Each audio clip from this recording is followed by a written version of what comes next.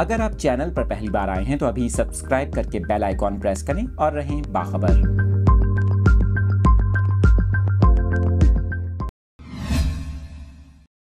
आपके साथ अहम खबर शेयर कर रहे हैं। आपको बताएं कि एक जानिब पेट्रोलियम मसनूआत की कीमतों में इजाफे से आवाम सख्त परेशान है। गुज़िश्ता रात एक बार फिर पेट्रोल और डीज़ल की कीमत में आइंदा 15 रोज़ के लिए इजाफा किया गया। वहीं अब ट्रेनों के मुसाफिरों के लिए बुरी खबर सामने आ रही है। ट्रेनों के किरायों में एक बार फिर इजाफे का खदशा है।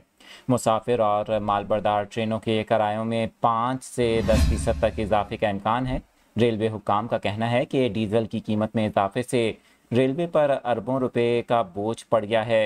रेलवे के सिस्टम पर रोज़ाना तकरीबन 3.5 लाख लीटर डीजल इस्तेमाल होता है।